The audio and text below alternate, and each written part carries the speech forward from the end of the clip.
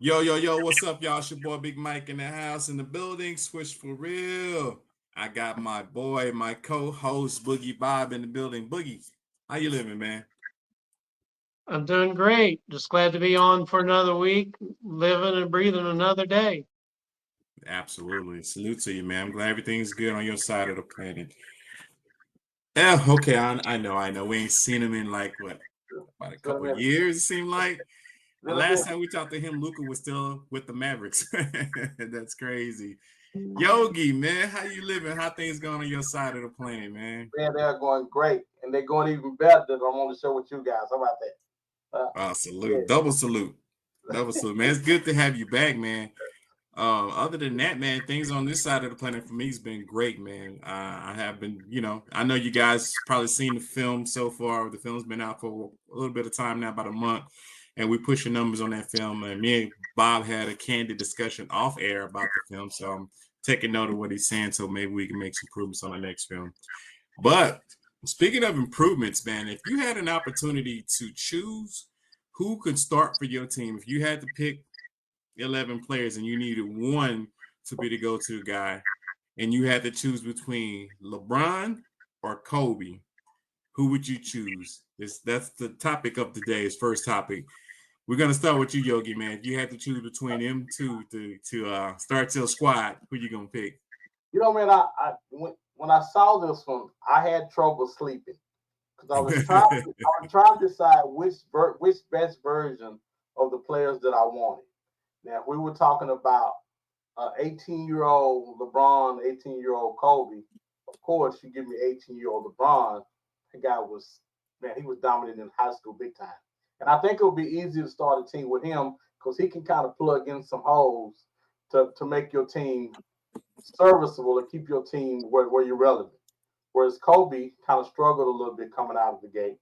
Now, if you're talking about if you're going Miami Heat, I think Kobe had a stretch where he was Mamba, and then LeBron Miami Heat. Man, don't even then, I think it's still a toss up. But I would have to go LeBron, man, for the simple reason he does the intangibles. He does everything: rebounds, block shots, play. Not that Kobe didn't play defense, but LeBron's longer. LeBron has all the intangibles, man. And with his size, you would have to go LeBron. As much as I love Kobe, the Mamba mentality, and the great scorer, great competitor, I just think Kobe would probably. Well, and we're not talking about Mama. We're talking about the Kobe that's coming out at 18. Okay, Kobe wasn't Okay. quite he wasn't quite ready yet. Whereas LeBron was was a lot more ready for prime time than I think Kobe was coming out the gate. Yeah, but both of them came out of high school, though. You know what I mean? Both of Yeah, them were pretty much phenoms. So I get what your perspective in regards to LeBron having more tangibles, but it just depending on, say, for instance, if Kobe had the squad LeBron had when LeBron came into the league, would Kobe lead them to a championship? no. They would. I don't even think they would have. I don't think they would have made. They would have made the playoffs, but they certainly wouldn't have went to the finals. They no. The team that LeBron drugged to the finals, I think his second or third year, not many people could have drugged that team to the finals. Man. You literally had to be a person that did literally everything. Because one thing about LeBron, he led the team in every statistical category. How many times? I mean, just think about that part. How many times have you heard somebody say this guy led the team in every category? You don't hear that. You never heard that. I'm gonna just say that. You never heard it. Never As heard far as his it. team in general, yeah, I get it. So okay, so if you look at it in that perspective in regards to the age where they started, both of them pretty much started at age 18. Would LeBron be okay? So if LeBron was given Shaq, how fast would have got to winning a championship? Oh man, I think if he had anything that resembled health, he would have won. He would have won a lot sooner. If he had, Yeah, if he had it, oh Shaq, and we're not. Granted, we're not just talking anybody. Shaq was dominant. He was probably the most dominant big man in the league at the time, if not the most dominant guy. I mean, 30, 20 wasn't nothing for Shaq. He was killing. I think LeBron would have won a lot sooner. I think he would have won a lot sooner because he did it. He did everything. I think you take that weight off of him. I think he becomes a champion a lot sooner. Gotcha. And so with Kobe being on the Cavs, you saying he would not take the Cavs to a championship. How long would it have taken him to take them to a championship, considering that be Kobe being Bryant? I think they would have had to put the right pieces around him. The right big man, the right, like I remember when the Lakers were not as good and they added Gasol. It had to been something that would have been relevant for him to. But Gasol to me, he's an okay player. He's not a great player. And Kobe won with him, but I just think you give LeBron somebody like he had. I think him and I know I sound like I'm curious to see what you guys say because I sound like a LeBron guy, which I am a LeBron guy. I am, but I just think that since Kobe's died, we see Kobe in a different light because he's died. Mm-hmm. And I get it. Kobe was great. Kobe was Mamba. I get it. But man, what that other guy's doing over there in the Eastern Conference you cannot ignore that. Okay, so my last question for you. If Kobe was not he got drafted by Charlotte. If he would have went to Charlotte, would his career be what it is in now, looking in retrospect? I don't think so, man. I think it would have to be a Laker. I think a part of the mystique that is Kobe is because he was a Laker. Now, he would have been a great player. I just don't know if he would have been revered as Mamba if he hadn't been in LA. There's a mystique that comes with being a Laker. And I think Kobe being a Laker his whole career, oh man, being a Laker did not hurt that. Whereas thus LeBron wants to finish the Lakers. Right. So he wouldn't have the illustrious career that we know today. Charlotte, you would have been trying to figure out who he was. I mean, no, I don't think he would. I don't think he would have been the same in Charlotte. No. Hey, unless they tried to get him out of there and get him to LA, that'd have been the only thing the league would say. Hey, we got to get this guy Showtime. We got to get this guy to LA. But yeah, it would have been different.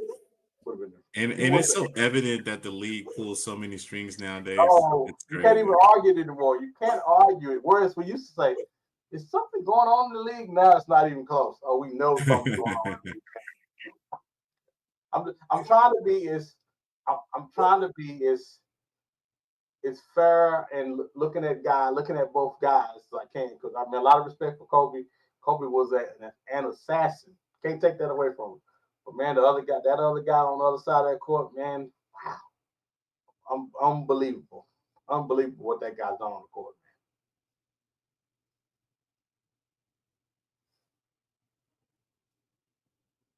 man. Oh, you muted. Man, my bad. Boogie Bob, my bad. If you had an opportunity to start your squad, and you the general manager of the Mavs, 2000 and something when Kobe came in the league, who would you pick? Huh? I think it was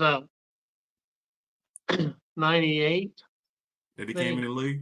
Okay, so you have LeBron and you have Kobe on the draft board, and you're the GM for the Mavs, and you want to pick something that's going to turn this franchise around, and you have a lot of pieces ready to go, but they need a leader. Out of those two, who would you pick, LeBron or Kobe, to be the leader of that squad? Well, I got my pick, but I think Yogi brings up a very good point. You have to look at their player. That you can look at it in totality of their whole career, or you can look at it as the peak of their career, the beginning of their career. I mean, Kobe didn't even start for the Lakers till the season was half over, and if you remember that trade, Kobe wasn't ever going to play for Charlotte. They already had a pre-draft worked out, and they traded Eddie Jones and Vlade Divac. They're both pretty good players to get there. And Charlotte had somewhere around that time period traded Grandmama away to Miami. But I thought he went to New York. Yeah, he played in New York, but didn't even get traded to Miami first. I had to go back and see. Larry Johnson? Yeah. I don't think so. If it went to Miami, I don't think they would let him out of there if it went to Miami first. Yeah. He went to New Yeah, York first. I think he went to New York. Yeah. So I think Yogi's point when you're making a comparison is at what stage are you looking at? And Yogi, you changed my mind. As many times as we've been on the podcast together, I have one word. I'll say the word I had in the beginning, but now it's changed. So the first thing is I have Kobe by a landslide. But after listening to you, Yogi, is I have Kobe by a slim margin. Yeah. What? And again, I couldn't sleep because I was thinking about this. I'm like, man, this is a big question because everybody loved Kobe. Everybody really loves Kobe. Now that he's not here, it's Well, really they love him now. They love him now, but when he was in the league, there were a lot of Kobe haters, especially after he was yeah. charged with the in Colorado. Yeah. So I mean, there were a lot of Kobe haters, just like Dwayne Wade haters. I told people, I said, "Well, you love Kobe or not, I'm a hater of you have Dwayne Wade. to you have to respect the talent." There's some LeBron haters out there too, but you have to respect the talent. And when I was looking up, I didn't I didn't realize that Kobe was 6'7". What? I thought he was more like 6'4", 6'5". Uh, but yeah, if you're looking at strictly totality and records and all that, I mean, yeah, LeBron's above Kobe. Kobe was the first to get close to Kareem's point scoring. But I just think Kobe had a more well-rounded game offensively. And when they were playing for the Olympics, Kobe said, "I don't need to score, just let me guard their best player." So he was equally as good a defensive player. LeBron gets the comeback block, signature highlight reel. But Kobe, even his offensive game was more rounded. He could take you to the hole. He could accelerate, blow by you and two other defenders. He could jam it on you even when he got older. Uh, he didn't have to be a runaway freight train like LeBron to get his dunks.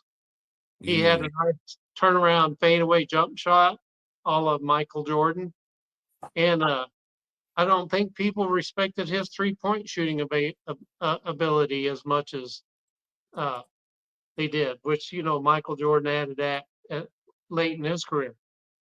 But Kobe had a three-peat and a two-peat. So he had 5 rings.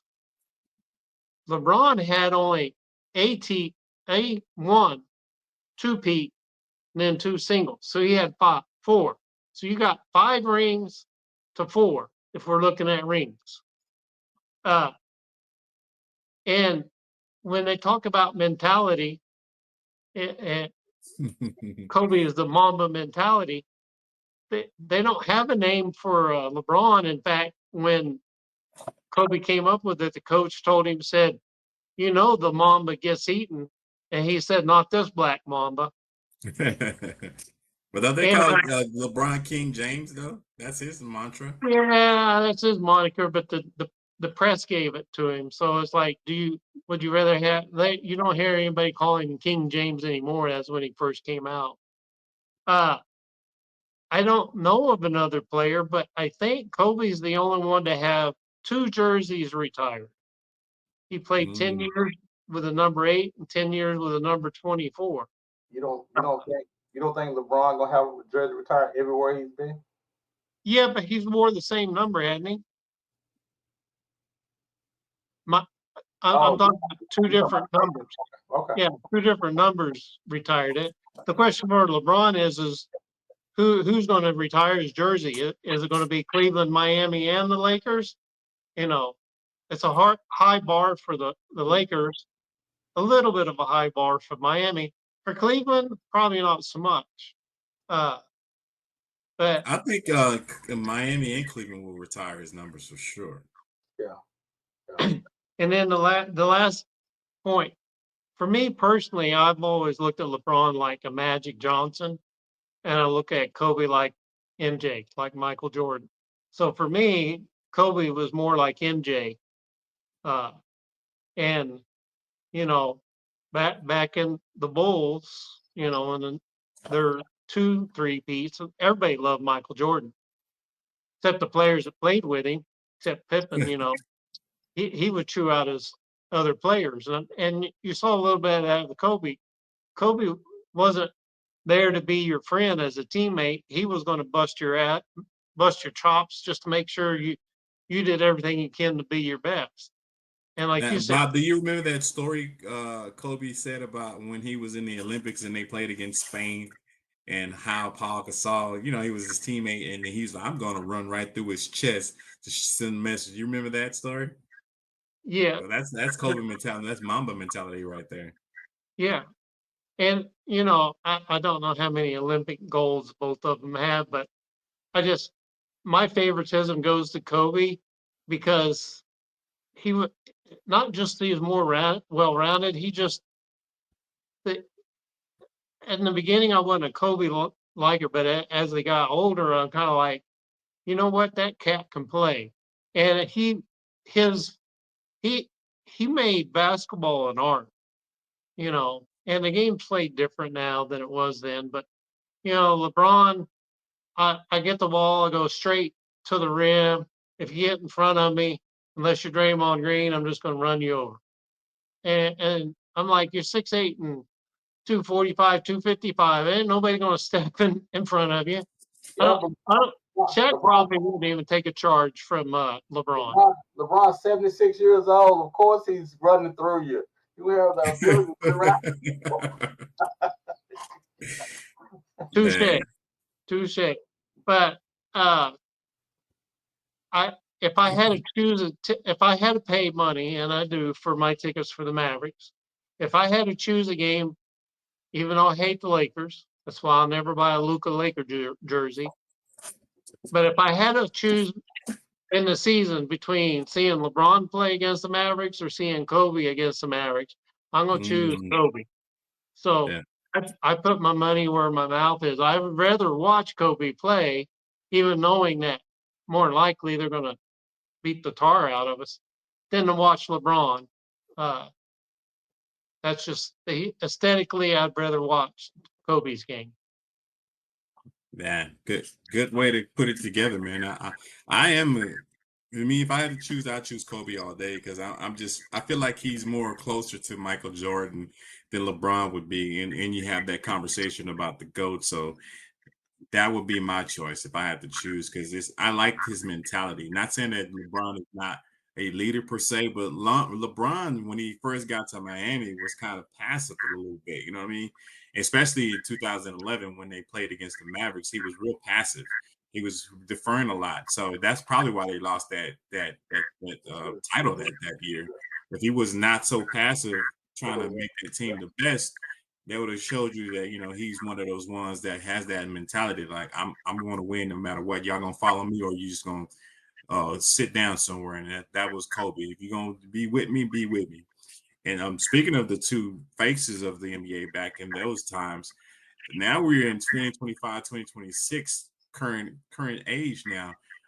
And I'm going back to you, Boogie Bob. If you had to think of who would be the next franchise for the NBA, face of the NBA rather, who would you choose? And if you had like a list, if you had the best top three, if you can, who would be the top three that, and then who would be the number one for the face of the NBA for the current status now? It's a really good question, and it's been since the Luka trade. It's actually been talked a lot about. Who wants to bring in the TV ratings, and it's been LeBron, Stephen Curry, Kevin Durant, American, American, American, Hmm. and there's been this transition of European players and some Canadian players. So I actually kind of broke it down by where the players are.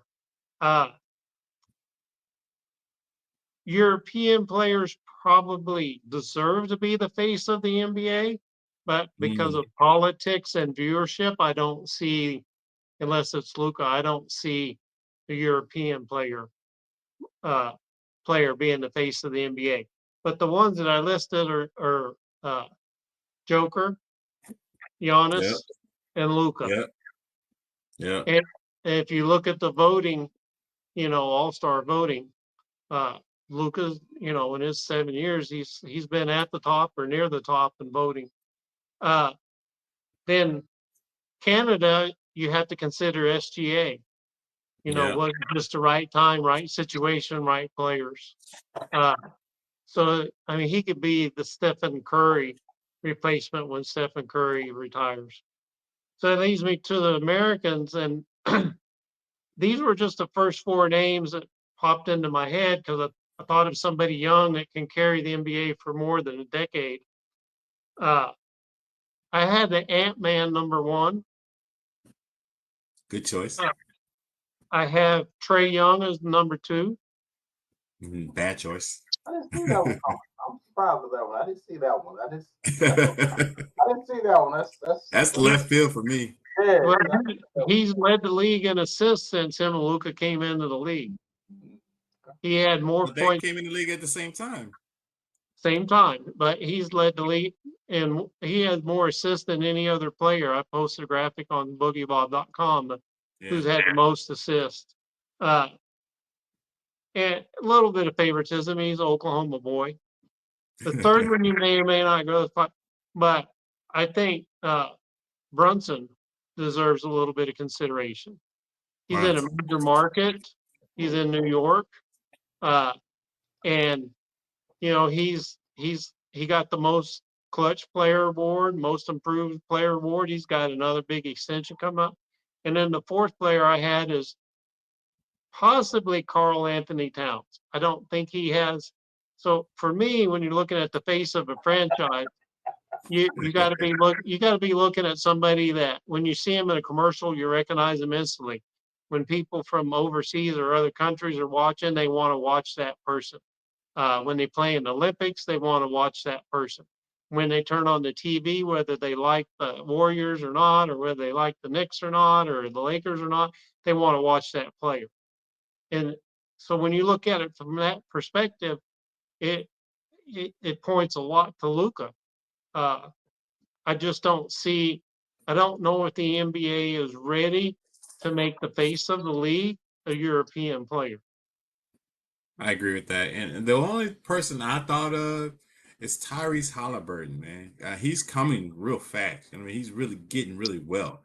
I could see him being that next step because he and Cade Cunningham's on that same level too as Tyrese. Yeah, Hey, Cade's man, pretty dope. Cade's good, man. He's solid. Yeah. Yeah. But it's all about, when you look at his faces, who's marketable, who puts the butts in the seats, who puts people watching on TV. And it's no accident. You mix Luka and the Lakers together, and all of a sudden he was number one in jersey sales. Yeah. Lakers viewership doubled. The NBA viewership doubled. And when you're looking at the franchise, no matter where LeBron played, I mean, every time Stephen Curry comes to town, everybody wants to see Stephen Curry.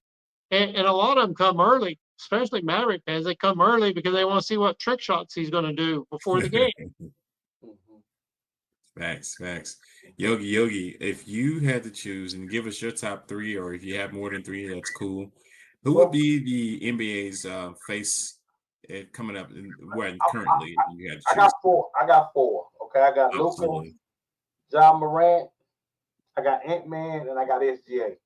So let's go back to Ja Morant, though. Why did you choose Ja Morant? Okay, I told Ja Morant because previously Ja Morant was probably talked about more than any other player for some of the spectacular things he do on the court. Ja Morant was doing some of the same stuff that Ant-Man was doing.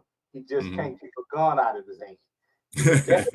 That kid can get his stuff together, man. He's very marketable. He weighs about 15 pounds. And again, he's doing what Ant-Man is doing. Because the league wants Ant-Man to be that guy to step forward, but Ant-Man can't get out of his own way. Either he's in the press for paying off somebody for being pregnant, or when the big games show up, he shrinks. And then the league is pushing him, trying to make him the face, but these guys aren't like Kobe or LeBron. They won't go and get it. I think they're gonna see they're gonna have to give it to somebody. Now, I also had Ant-Man. Let me see, SGA. I think SGA is gonna be the face. I think you know what's funny about SGA? He's marketable. He says all the right things when they put a mic in his face. He's a team guy, a team first guy. But I don't know what it is about him. I just don't, because I'm a Dallas fan, I don't want to root for him and I don't like him. I don't know why. I mean, the guy is marketable. He has everything you want. I just don't. Maybe he's Canadian. It has to be because he's Canadian. I just don't want this guy to be the guy, but he's the guy. When it comes, if you think about it, he is the guy. Clutch. He leads his team when they need a big basket. He hits the shot. Dude, the rebound. He plays decent on defense. He's very, Boogie Bob says, marketable. He's no trouble. Baby wife sitting courtside. He runs over kids. He got turns. I'm like, this is the guy. But there is some hesitancy about the league where they won't give it to him. They'll skip right over him and go to Ant-Man, which I don't understand why, because he talks a good game, but that's what the young people do. They talk more than what they do on the actual court. And that's what Ant-Man does. He talks a good game. When it comes time for it, he comes up short. So I would say, go ahead. I was gonna say to your point though, his personality doesn't speak charismatic when you think of SGA. What? Yeah, and to that point, Mike, it's a lot like Dirk. You know, people favor Tim Duncan because Dirk was a quiet guy.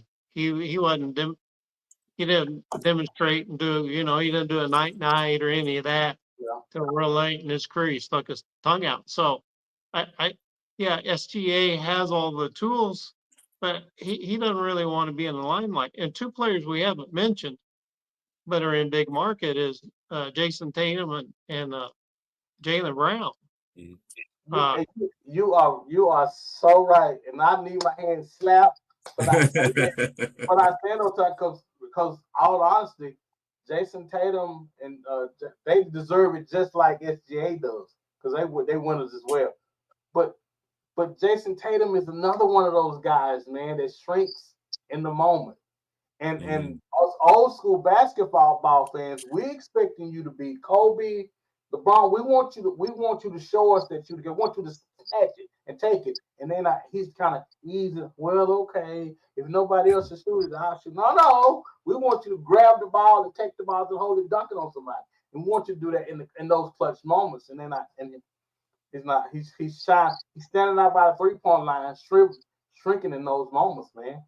I mean, and great point because Jason Tatum deserves it like SGA does. But they're not gonna get. They're trying to give it to Ant-Man. You know, some players shrink in the limelight and others flourish in it. Yeah. But yeah, Ant-Man can't keep his mouth closed when he needs to. Yes. And let me ask you this.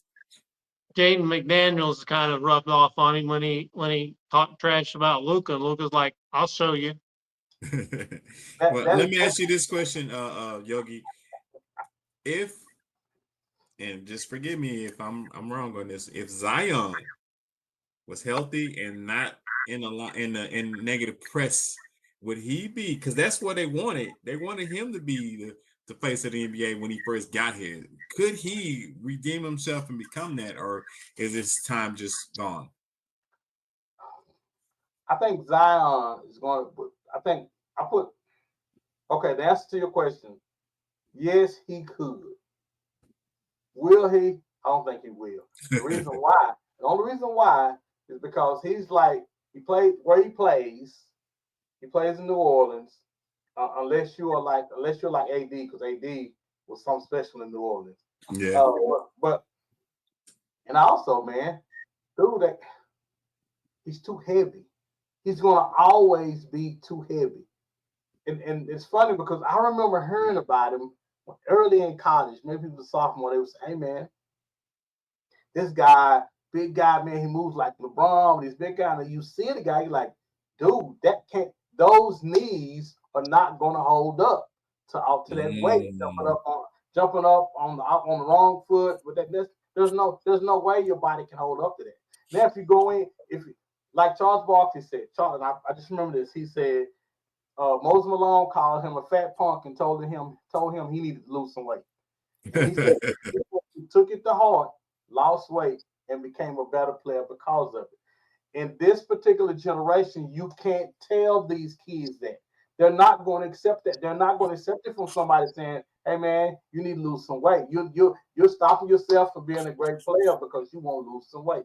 You can't tell this generation of kids that. They're not. Hey, I've already made more money than I ever have in my life. How can you tell me that? You know what I'm saying? It's different, man. It's a different time we live in, man. I think he's going to be his greatness. That's going to cost him in his greatness because he won't lose weight. I don't think he'll lose weight. Yeah, So, I told my friend when he said he's the number one pick, I said he'll be a bust. Everybody wanted him to be Charles Barkley, and he turned out to be Oliver Miller. Yeah. dang. Oh, And man. I was going to ask you too, Yogi, just to confirm, you're saying SGA could be and should be the face of the league, or is that your final answer? I think the face of the league is going to be Luka.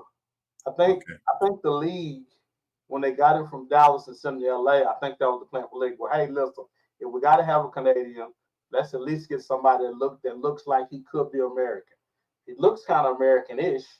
He's a white guy, and Luka can play, and he's in LA.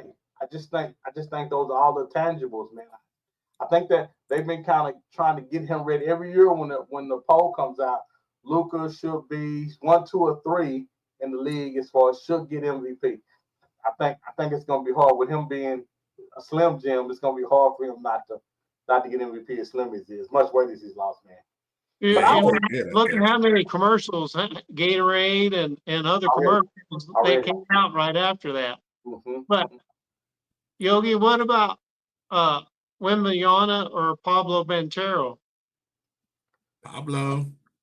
Hey man, Wembanyama is that kid can play, and I just it's kind of like this. It's kind of like you said, Tim Duncan, and I think him. I put him and Tim in the same kind of thing. Both dominant players, won championships, but man, it's something about being marketable, and I think that's the piece that you added that I have to say, man, I just don't know if he's going to be marketable enough. Great kid, he has fire, and he's only going to get better. It's going to be hard to overlook it, but he's not going to be better than Tim Duncan was. And Tim Duncan couldn't find his way to the forefront of the conversation about best players in the league, the face of the league. And Tim Duncan dominated his position, and he did everybody. You know what I'm saying? Before you drafted, I said on the high end he's Ralph Sampson. You know, the problem with Tim Duncan, I was thinking, like, which to your point, Yogi, he played in a real bland offense that wasn't up and down and fast paced like normal. You know what I mean? So, but that was Popovich's plan. You know what I mean? Yeah, they were winning, and so if the league is all about Sports Center, it's all about highlights.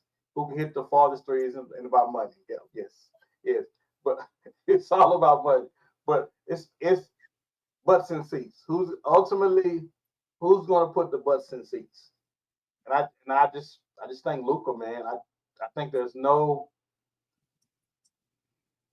the guy. It's going to be a sellout no matter where he goes, whether they're Lakers fans or not. People are going to pay money to see Luka. Like, what's he going to do tonight? Luka had a city in mourning when he left. The city was in mourning because we had this guy. I don't know if I can't believe that happening. I can't remember that happening to another guy. The city went into mourning for at least a month or two after he left, man. Cleveland. Oh, yes. I don't know what I was thinking. So I'm glad you brought that up, Mike, because when LeBron left, it was an icon. He was iconic to Cleveland. And I mean, Luka's very much an icon. So, I mean, he's got all the credentials. It's just, is the league ready to turn over all their marketing skills and stuff to a European player? That's what it comes down to. I mean, Luka's already doing more. He's already done more commercials since he's been a Laker in less than 6 months than he did in 6 years in Dallas. Yeah, but the best player in the game is the guy in Denver. Joker. Jokic is the best player in the game. So, and to your point, you are absolutely right because the league goes right by Jokic every year for the past 3 or 4 years, and Jokic just gets on the court and dominates everybody that gets in front of him. He dominates everybody. Seems like, hey, what about this guy? Oh, he's okay, but we got other guys selling the tickets. Little kids aren't buying his jersey.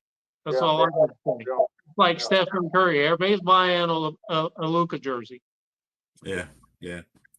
So I mean, Luka, he did win Rookie of the Year, if I'm not mistaken, and that's to our next subject, and we're gonna go right back to you, Yogi. Do you think with the Dallas getting the #1 draft pick, Cooper Flag, will that turn him into the Rookie of the Year?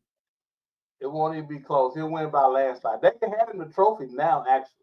Because he'll be the only rookie, man. They said this is really true. He'll be the only rookie that won't be counted on to make his team better. He'll just have to get in and find his game and develop his game with the team so it fits. You know how easy it is not to have any pressure on you as a rookie coming in. I have to make this team better. I have to make this team better. There's enough pieces in place with that team. All he has to do is find his place with that team, and he'll get Rookie of the Year. If he averages, he should average between 15 and 20 points a game. And if he can average that as a rookie, he'll get Rookie of the Year. Easy. It won't even be close. They'll be talking about him once a year. The second pick, Dylan Harper, you don't think he has something to say about that? Because I think he's gonna be pretty good himself.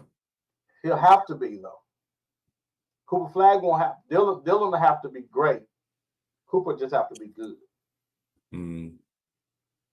So with him being, I mean, Kyrie's going to be out for maybe February of 2026. Yeah. Will that give Cooper enough opportunities as far as being able to establish himself as Rookie of the Year, or what does he need to do to cement that title? I think it just has to be solid. I think while Kyrie's out, they're going to be looking for another scorer. Guy that put the ball in the basket, the rebounder, guy play defense. And he has enough players that do the same thing. He got AD. He got big tall people all over him that can play. Yeah. I think it'll be easy for him, man. Just to fit it. It's like a pickup game. Find out where your niche is, and just do that. Because the kid can play. The kid is talented, really talented, and the kid can play. I just think he found his niche, man, and he has to be good. And if he's good, he's going to get it. Whereas anybody else is going to have to be great. You're going to have to be great for those teams to stick out because the Mavericks are going to be solid anyway. And if they're going to try to tie the Mavericks' success to Cooper Flag when the Mavericks were going to have success anyway without it. Right. Because you still have AD, you got Gafford, you got Lively, you got Kyrie. You had a squad. Yes. And I was going to ask you this too, like with Cooper coming in, do you think him, because Kid was saying he wanted to put him at the point guard position. I mean, I don't know if that'll work for Cooper, but wouldn't that take away from his game or will it improve it? Oh no, he don't need to be point guard. No, get away from that. I think I think it sounds good to say, yeah, I'm gonna put him in point. Yeah, sure you are. Yeah. I think there is enough people and pieces in Dallas where you put that kid where he normally plays. At the 3, put that kid at the 3 and possibly at the 4.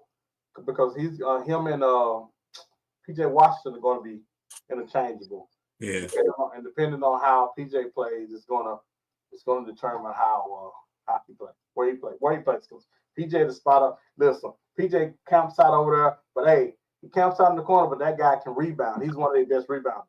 And if Cooper Flag can get out there and rebound the basketball, put the ball in the hole, I mean, he'll get Rookie of the Year. Because the Mavericks are going to be a pretty nice basketball team, and they're going to tie that to him. Now, with them having Cooper coming up in the 2026 season, what do you think Dallas record would be? Because I predicted they'll win 52 games, but what do you predict? Because a lot of people saying they're going to win 40 and under. Oh no, they smoking. And that's because of Kyrie being out for the most of the season. But you got D'Angelo Russell coming in as well. Yeah, I'm thinking 50 games. I think the high be 50. I don't think they win it's still the Western Conference, man. It's still the West is, oh my God, the West is tough. I think it'll be 50 games. I think it'll be right around 48, 49, 50 games, something like that. And I think they'll be in probably the fourth seed. Gotcha. And then my last question, if there was, besides Dylan and Flag, what other rookie coming into the 2026 season would you think may have a possibility of winning the Rookie of the Year? I don't know of any. I'm trying to think of I can't think of any more rookies besides those two. It's funny, I remember all of them coming in, but as you mentioned, I'm like, man, what rookie did Oklahoma City take? How they always get whatever rookie Oklahoma City took, he's gonna be a great player. He's gonna be great for them. He's not gonna have to do much rap the bench most of the year, and then stick him in his spots. And hey, listen, that team develops their young players. Yeah, I don't know. All of them look. It's kind of like looking at San Antonio. It's just like looking at San Antonio. That team develops their players, and I think whoever they draft, they always get stuff out of their players. So I think whoever Oklahoma City picked up, he's gonna be solid. Gotcha. Boogie Bob, Rookie of the Year conversation. Will Cooper Flag win that distinctive trophy and hold it up and be like, oh yeah, I did this? I think he's the favorite, but he's not a shoe-in. To Yogi's point, there's only been two players that I can recall, for as long as I've been watching, that were number one pick and didn't have to elevate their team. Tim Duncan came into the Spurs after David Robinson had been hurt for a year. So, the Spurs later added Ginobili and Parker, but he had David Robinson and Avery Johnson, and I think it was Otis Thorpe and Mario Ellie, Sean Elliott. So, I mean, the Spurs, when Duncan got there, they weren't short of talent. And the other player who did win Rookie of the Year, I think Duncan did too, but Magic got drafted by a loaded team. They already had Kareem Abdul-Jabbar and James Worthy and Byron Scott too, right? Michael Cooper, I think, was the guard, and Klay Thompson's dad was Michael Thompson was on that team. So he's one of the few to win Rookie of the Year and an NBA championship. I think Cooper Flag's probably the favorite, but he's not a shoe-in, as I said. I have the second player, you mentioned him, Dylan Harper. Recency bias will probably hurt Dylan Harper because Wembanyama won it and Castle won it. So, the same reason they didn't give the MVP to Joker. He's already had 3 of the last 4. So, the recency bias, the one that would surprise me, and some people might think he's coming out of nowhere, but watch out for VJ Edgecombe, who went to Philadelphia. He, they got a lot of guards. They already got Tyrese Maxey and they got Quentin Grimes, but especially if Embiid is hurt and they need his scoring or his defense, but Edgecombe could be one of those players that might. I just heard this just got in. Embiid's hurt.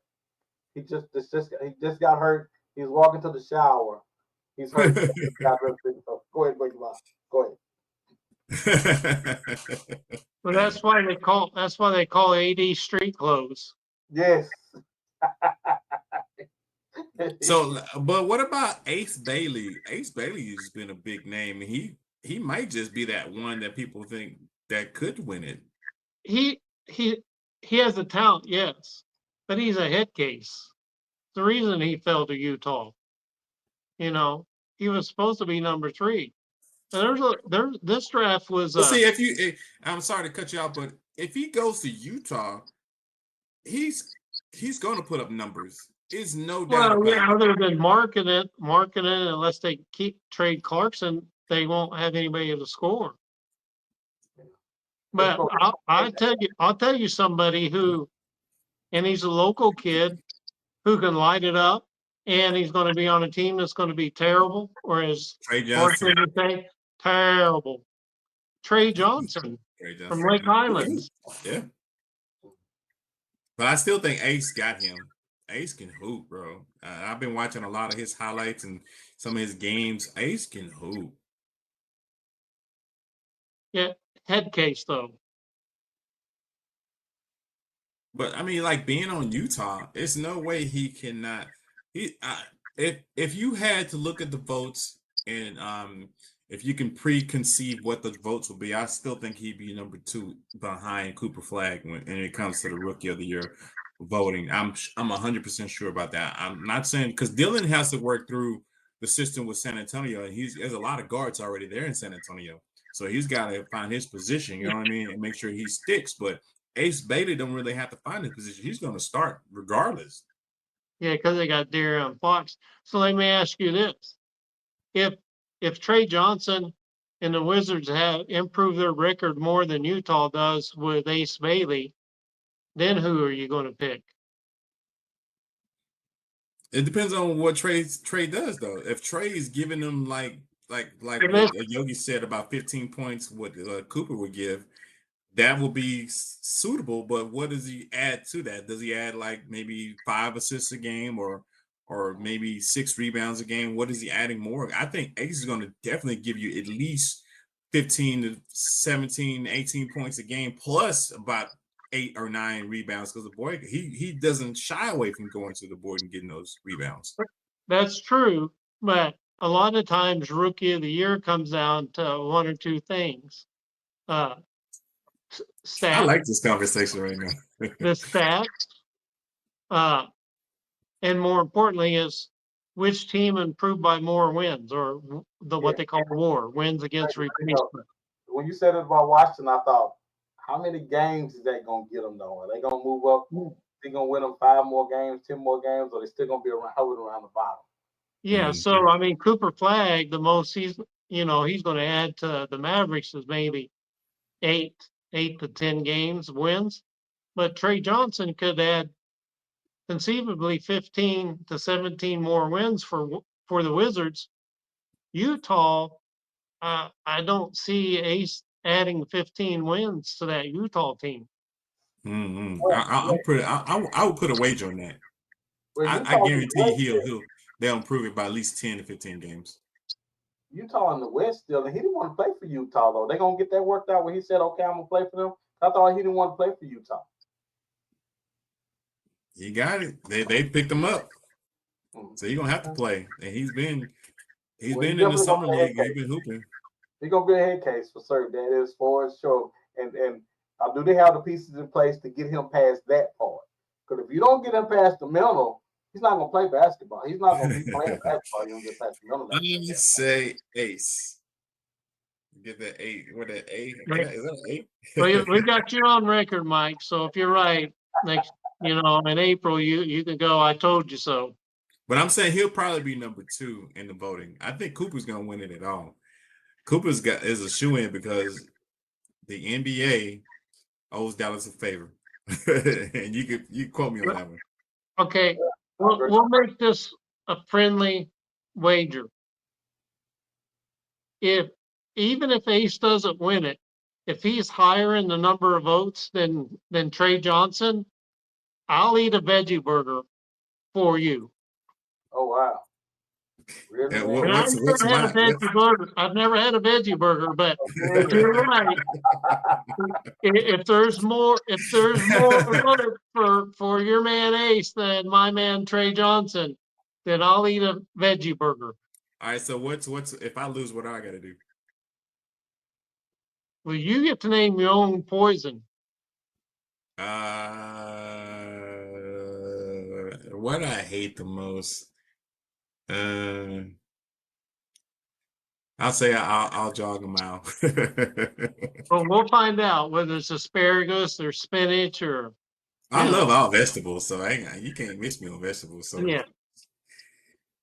Hmm. How we'll about figure it out. we make you eat a hot fudge sundae from Brahms?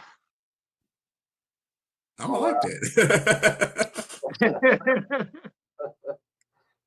So I got That's an obsession though, man. But anything else on that topic, man? And before we go to the next subject, Nothing. gotcha. Well, And I a got lot of you, I got one more question. So, do yeah. y'all think it's one of the richest rookie classes to come out in a while? No, it's Who- I think the top three is pretty decent. Trey in there, you can add him as a four, but nah, I don't think it's the best in my opinion because I think a lot of these kids got a long way to go. The only one that's really gonna shine, definitely Cooper, because like you said, he has a team that's already ready to go, and they've been to the playoffs, and then prior to the playoffs, they've been to the finals, so they ready. Um, with Dylan Harper, he's got a great center in Wembanyama, so he's gonna flourish for sure. And with Ace Bailey being in Utah, he gets an opportunity to kind of run it. I think they're gonna give him the keys regardless. Oh, you think I so? think, Wow. heck yeah, I think they're gonna give him the keys because he's gonna show the first game. He's gonna show up, and I'm just saying this based off of what I've seen, what he's done so far in college. He he can play, and I think he has the mentality. If you had to compare him to somebody, it would be KD, in my opinion. He's that close to KD. He's the Wow. next KD, in my opinion. But I mean, that's just my opinion. So you can take it with a grain of salt. So you put it on your burger with down that veggie burger over there. All right, our next subject, man. We're gonna talk about what are NBA players obsessed with outside of basketball. Like they be wilding out. It could be jewelry, it could be homes. I mean, I seen one like Andre Drummond is obsessed with real estate, and he's almost considered a mogul. So we're gonna start with you, Yogi.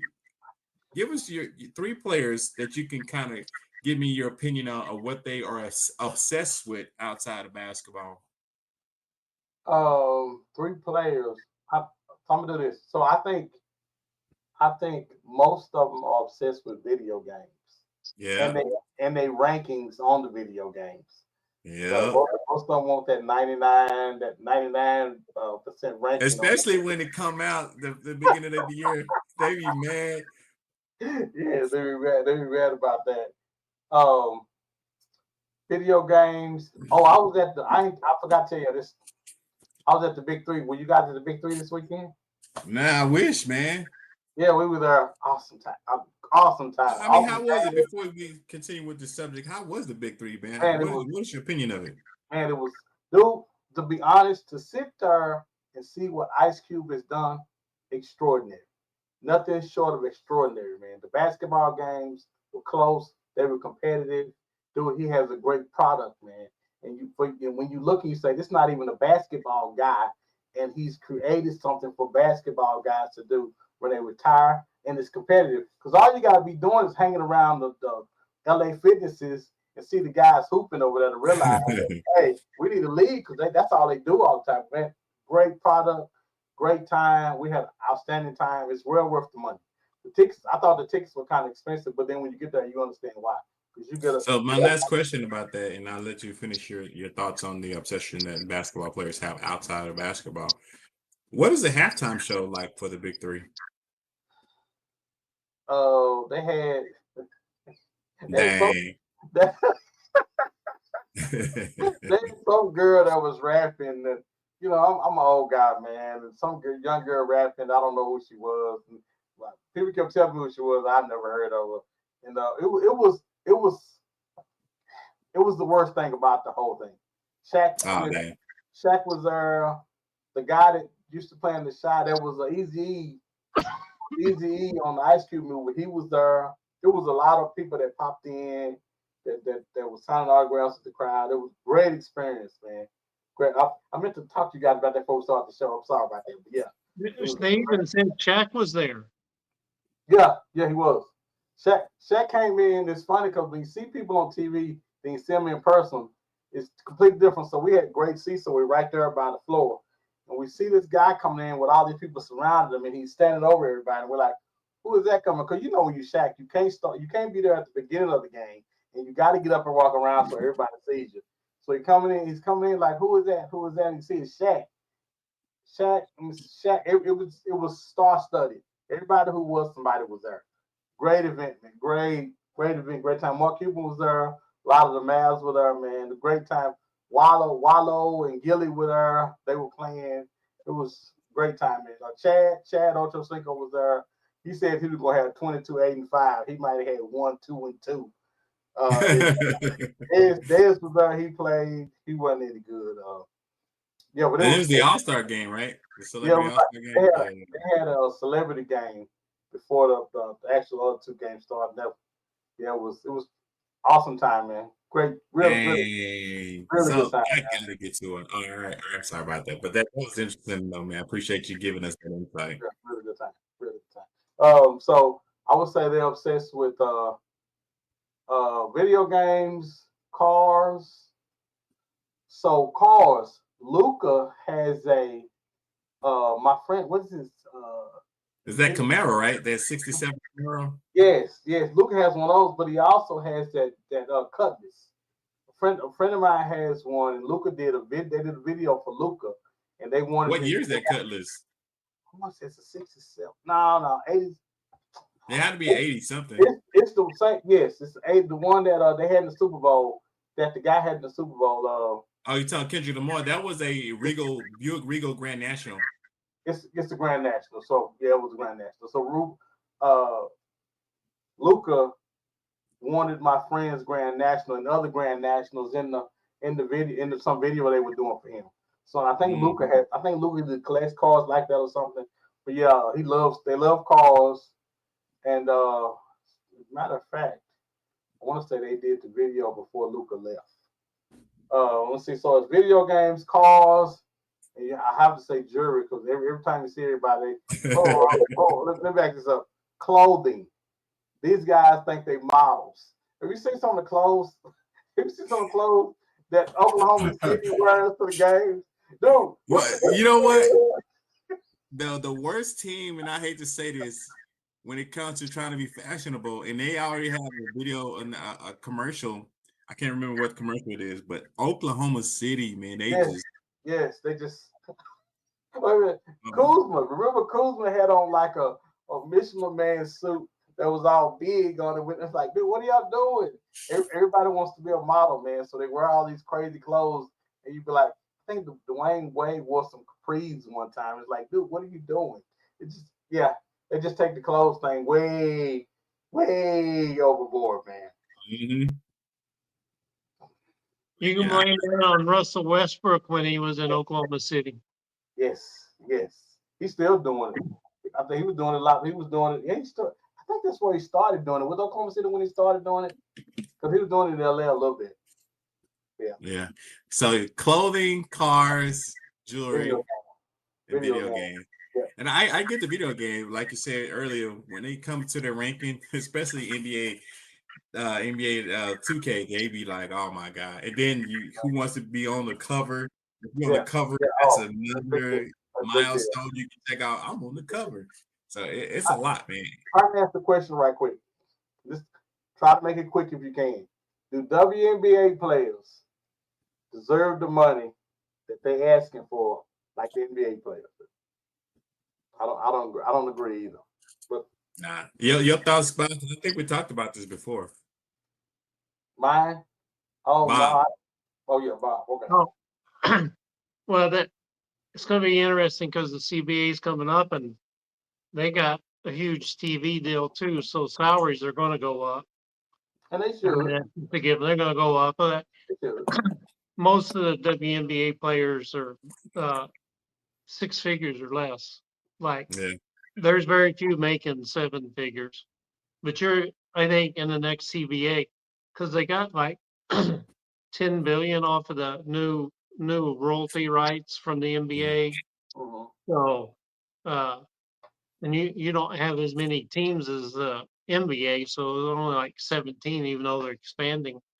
Quality of basketball. But you're adding at least 1 to 2 million per team, on top of all the sellouts that Caitlin Clark has developed. So Yeah, and Paige Beckers is adding a lot as far as quality of play. yeah. When Juju come out next year, Juju, love me some Juju, man. And I hate she injured herself. Yeah, I'm me sorry, too. but continue about. So I think, you know, you're going to see $250,000 WNBA players pretty soon. You might have a handful that are 1 or 2 million a year. They play a 40, 42 game schedule. So, I mean, that's not bad. That's, They play 40, that's they play 42 games. 40, I think it's 42, 41 or 42. It's like half of the season of NBA. I didn't think. So even if you have a player making 2 million a year and you double That's the whole that, season. that's still more than the league minimum for an NBA player. And So, let me add this to the conversation too, man. And everybody knows this is public knowledge. They lose $40 million a year.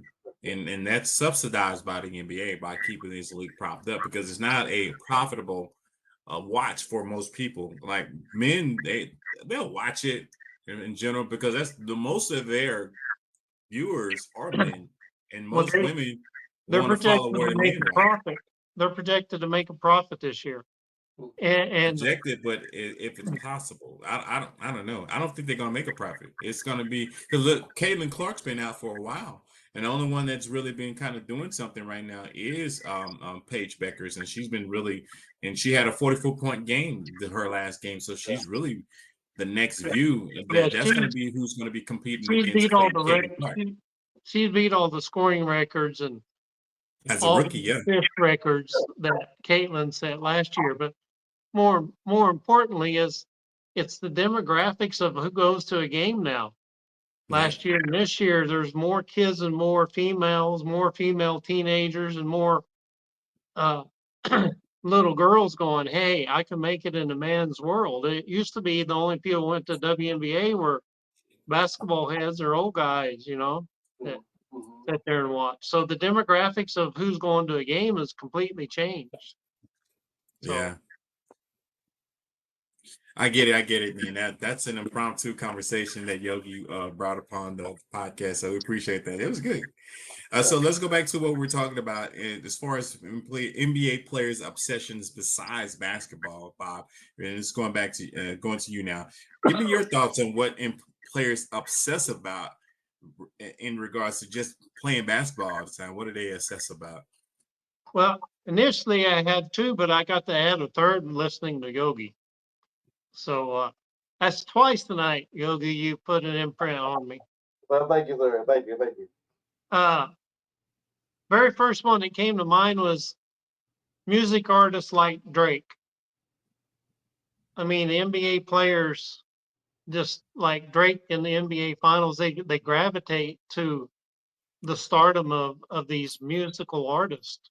And they want they look at the musical artists as rock stars, and some are, and look up to them more so than the players. And uh, they want to be at the celebrity events and the name events, the A-list, the red carpet, all those kind of galas.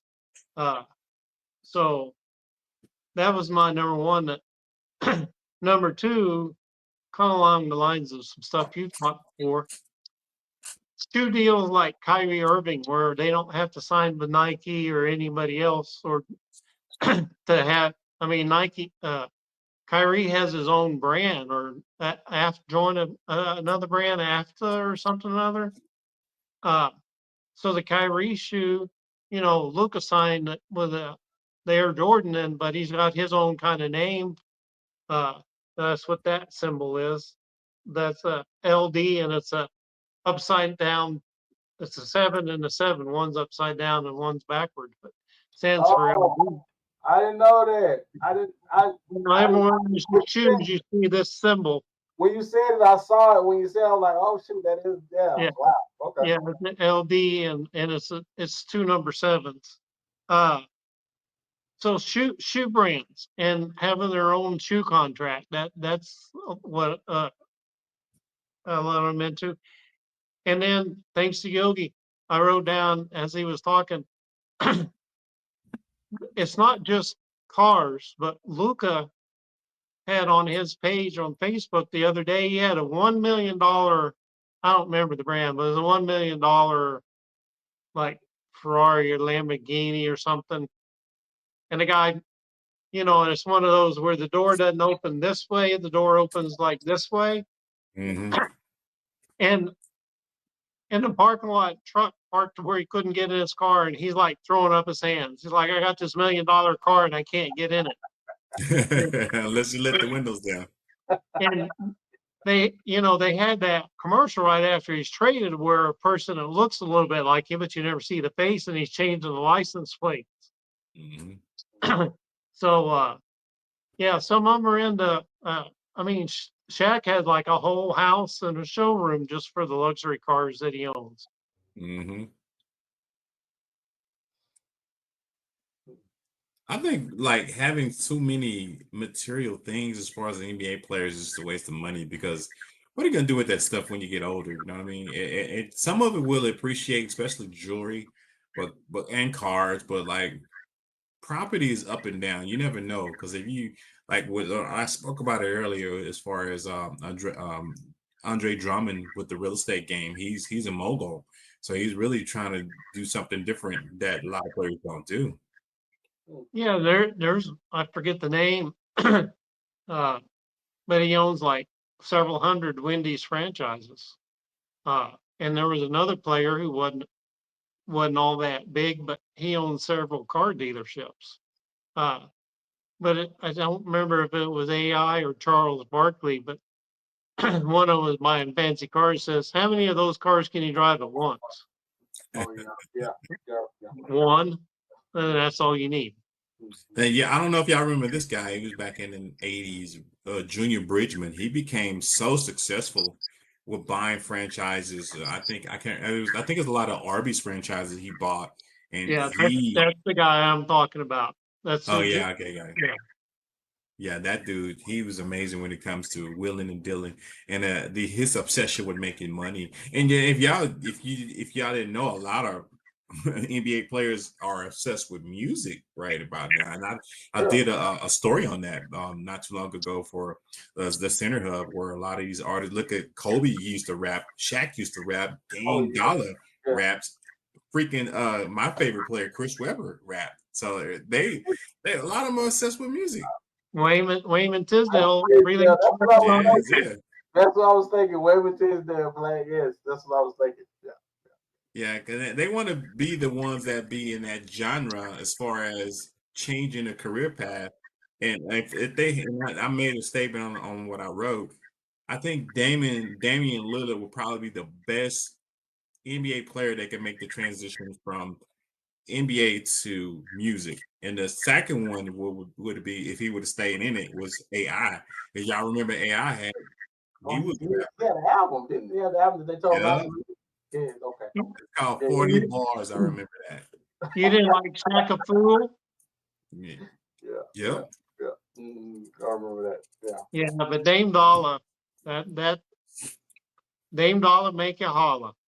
Was his rap stuff good? Was his rap stuff pretty good? When I went to research what I was writing, Dame got some bars. Now, if I had to choose lyrically between him and AI and him are so comparable.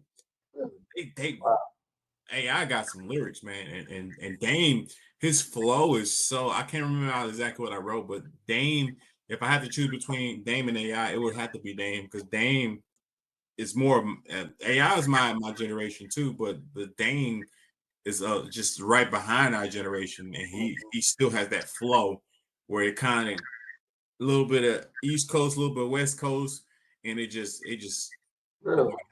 you have to go check him out though, and he got a nice album. Anything else, Bob, on the obsession that players have when it comes to things outside of basketball? No. All right, we're gonna swing it back over to you, and this is our last subject of the day.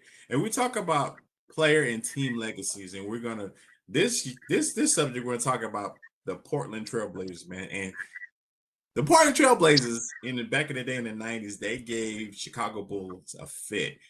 And the reason why they gave him a fit is one player, in my opinion, would be Clyde Drexler. And we're gonna start with you, Yogi. He was there. He was coaching this weekend. He was coaching this weekend at the Big Three. He's one of the coaches. What, Clyde Drexler?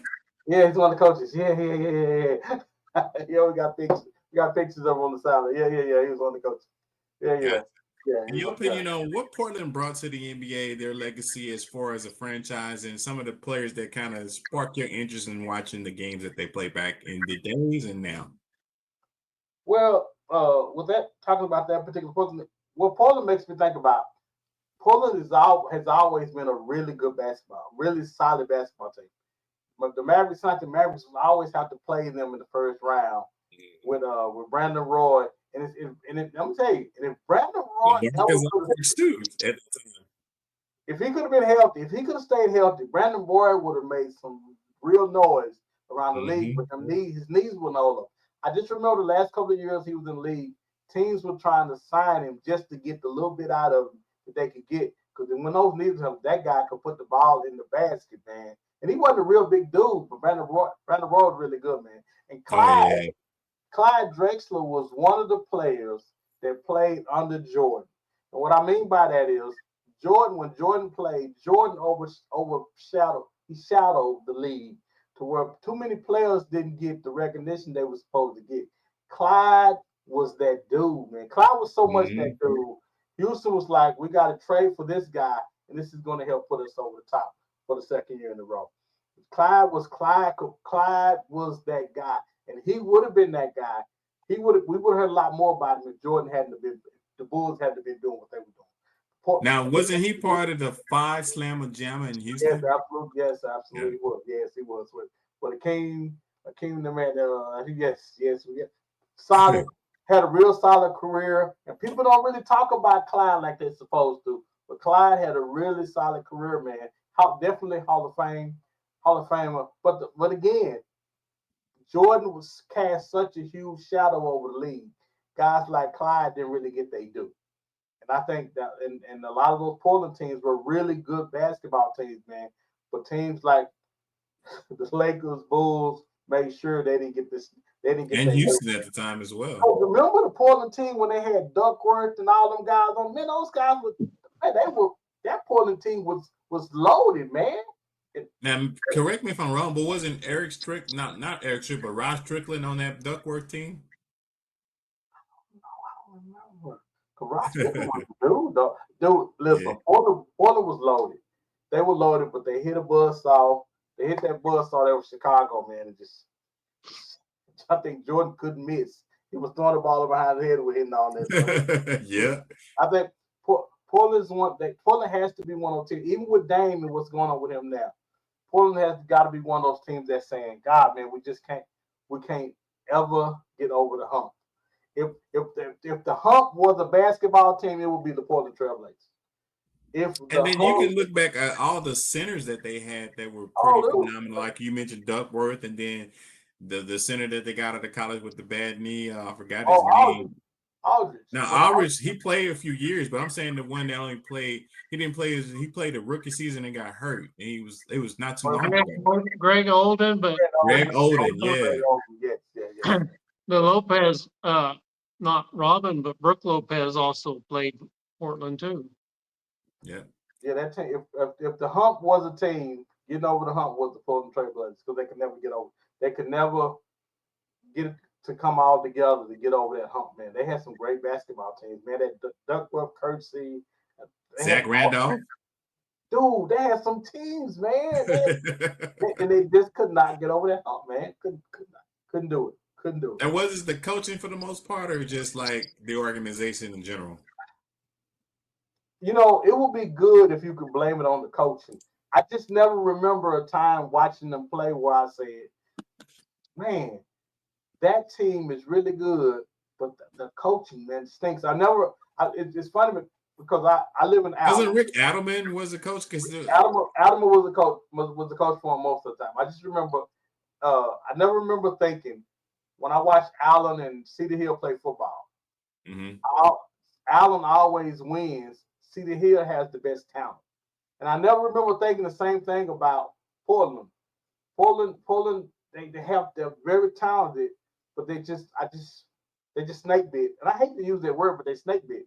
They could never get it to come all together. Dame would shoot you out of the playoffs the first round, then he would get hurt the second round. It just they could never keep it together, man. Zach Randolph was a beast, man. Zach Randolph he was a beast. But the pieces, they could never put the pieces around him at the right time. Because if you think about it, if you just thought about Portland's team and some of the players they had over years, they had stars over the years. Well, not stars, but they had people that can go get a basket. And they never could put it together, man. I think again, if getting over the hump was a team, couldn't get over the hump with a team, that would be the Portland Trailblazers. Dang. They definitely had some great players. Definitely had great players. And they always had good centers, man. And I'm trying to think of one center that got me. What was his name? They had great guards too, though. Great guards. Yeah, they did have great guards, but what was it? Because he was back in the late 70s, early 80s, and he was always on TV. Bill Walton. Oh yeah, he was Portland Trailblazers. He sure was before he went to Boston. Yeah, but he was his knees were bad, man. He was bad when he got Boston. Yeah. He wasn't too bad. Sure. Boogie Bob, Portland Trailblazers, the legacy of that franchise, some good players that come to mind. What are your thoughts on Portland in regards to where they fit in the NBA landscape of legacy? Well, I'm getting a little hungry that just about all the stuff come off the plate. Yeah, old school, you have to, I mean, if you go old school, you have to talk about Bill Walton. He brought him the only championship. Mhm. And then he won a championship with Boston on the later end. I chose Clyde Drexler, so we're all three in agreement there. And I chose Clyde because I loved watching him play. And there's another reason is that was when I was graduating from college. So they played in back-to-back NCAA tournaments. They lost to NC State in '83 and then lost to Georgetown in '84. Then Phi Slamma Jamma, everybody on that team could dunk. Speaking of which, I like Clyde Drexler because much like Dr. J, he'd have that hand out and just hold it in the air and then rise up and jam it. Mm-hmm. So most people have probably forgot. Clyde Drexler competed in 5 consecutive dunk contests. I didn't even know that. Dang. I remember one of them. I didn't know it was. I remember one of the ones he competed in. 5 consecutive dunk contests. I mean, LeBron hadn't competed in any, you know. Shots fired. I don't know if Kobe did either, but here's his career stats: 20.4 points a game, 6 rebounds a game, and 5.6 assists per game. Dang, that's some killer stats. Well, you got to remember, Jordan said that the league was saying that Clyde was right there with him, and it offended Jordan. But look by the numbers, they were right. He was right there with Jordan. Yeah. And he had Terry Porter as was the other guard with him. Yeah. So he played 15 seasons, and he only earned $31 million. Oh, wow. Robbery. So out of those 15 seasons, 10 times he was an all-star. And you got to remember the period. This is when the Lakers and Showtime were rolling, and you had several teams in the West, and yet he still made the all-star 10 times out of 15 seasons. 7 times. This is during the Michael Jordan, Larry Bird, Magic Johnson era. Okay? You think about those 3. 7 times he got MVP voting shares with those 3 stars in the league. 5 times he made the All-NBA team, once on the first team. one time he got voting shares for most improved player. And you'll like this one. I know you always like this stat. One time he got defensive player of the year voting shares. Wow. So he when you look at his stats defensively and WAR and some of the defensive stats, steals and all that, you don't think of Clyde Drexler as a defensive player, but he had to guard Jordan and he did. And he had to guard Magic Johnson and he did.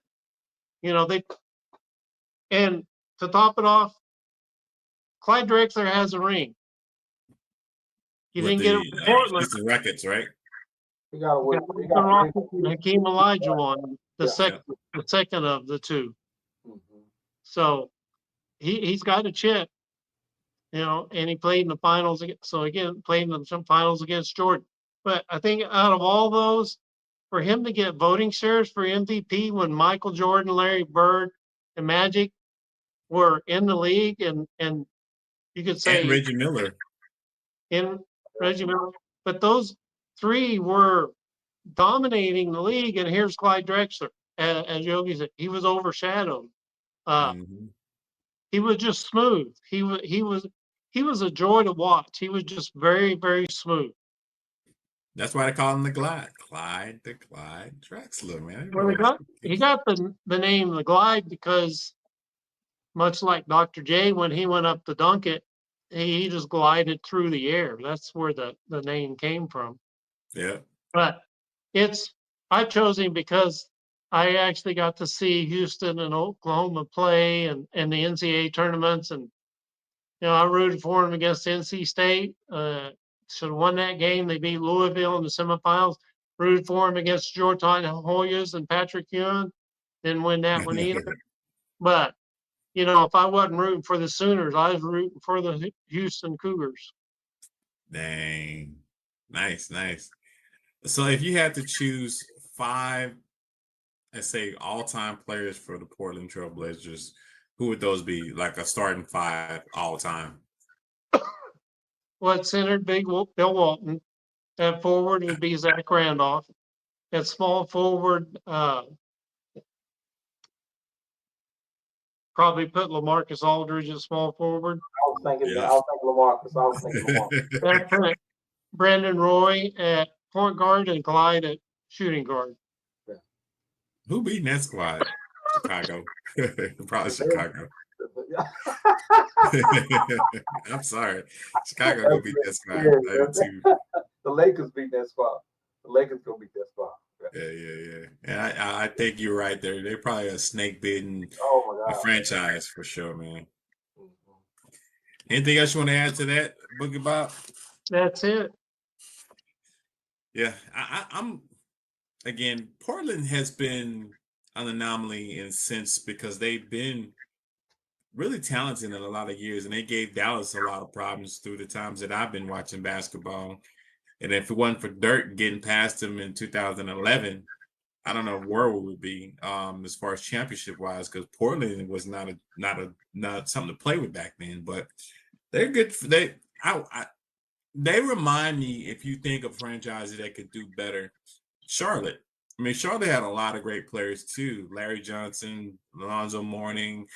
Now they got Alonzo Ball. They one of those franchises like, when you gonna really do it? When you gonna get over the hump? It's besides Portland already won a championship with Bill Walton, but that's been since the 70s. So it's been a while since they've won a championship. So Portland's a very intriguing franchise in my opinion, but I think they're maybe their time will come in another maybe 10 years. You never know. It depends on who they draft.